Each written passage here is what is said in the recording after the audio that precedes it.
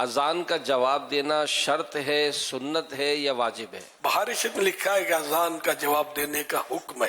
جب اذان دی جائے تو اس وقت بات چیت، کام کاج جہاں تک ممکن ہو روک کر اس کا جواب دے، ثواب بہت ہے اس کا. مدینے کے تاجدار صلی اللہ علیہ وسلم نے ایک بار فرمایا، اے عورتوں، جب تم بلال کو اذان و اقامت کہتے سنو تو جس طرح وہ کہتے ہیں تم بھی کہو کہ اللہ پاک تمہارے لیے ہر کلمے کے بدلے 1,00,000 نیکیاں لکھے گا اور 1,000 درجات بلند فرمائے گا اور 1,000 گناہ مٹائے گا. خواتین نے سن کر عرض کی، یہ تو عورتوں کے لیے ہے، مردوں کے لیے کیا ہے؟ فرمایا مردوں کے لیے دگنا یعنی ڈبل. ابھی جو حدیث ہم نے سنی اس کی تفصیل سن لیجیے. اللہ اکبر اللہ اکبر یہ 2 کلمات ہیں.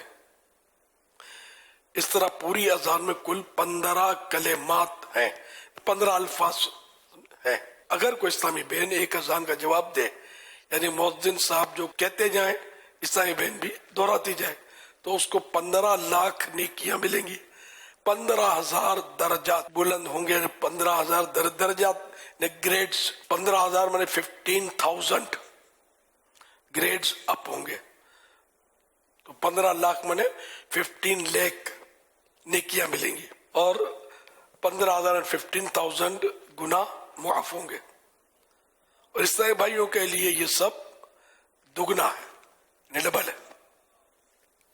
فجر کی اذان میں 2 مرتبہ الصلاۃ خیر من النوم بھی ہے. تو یوں فجر کی اذان میں 17 کلمات ہو گئے، 17 ورڈز ہو گئے. اور اس طرح فجر کی اذان کے جواب میں 17 لاکھ نیکیاں، 17,000 درجات کی بلندی اور 17,000 گناہوں کی معافی ملی. اور عیسائی بھائیوں کے لیے دگنا. اقامت میں 2 مرتبہ قد قامت الصلاۃ بھی ہے. یوں اقامت میں بھی 17 کلمات ہوئے، یعنی 17 ورڈز ہوئے. تو اقامت کے جواب کا ثواب بھی فجر کی اذان کے جواب جتنا ہوا.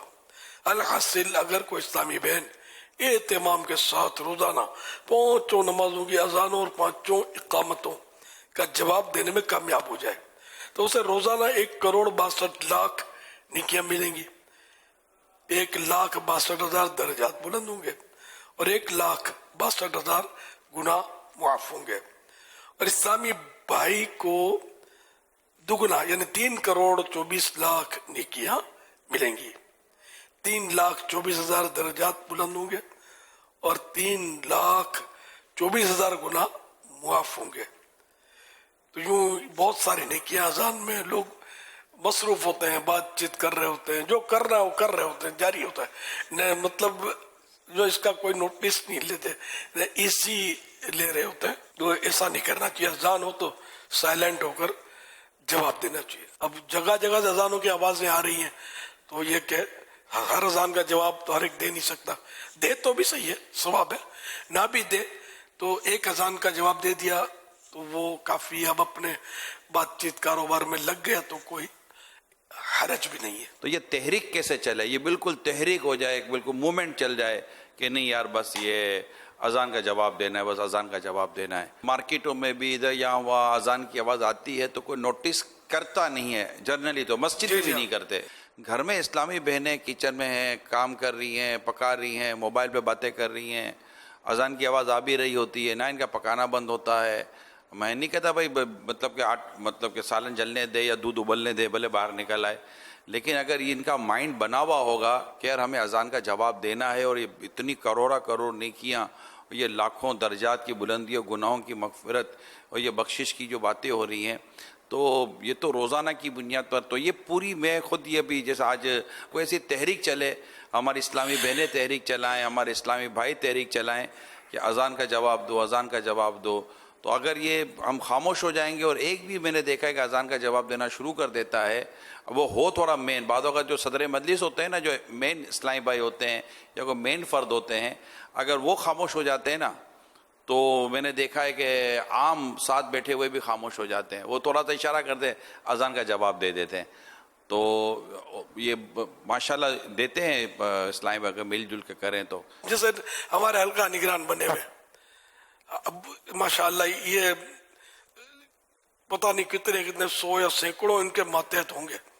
اب اگر یہی بات چیت کرتے رہیں گے مثال کے طور پہ تو ماتحت ہوگا نا، ترکیب میں آئے گا نہیں. اور یہ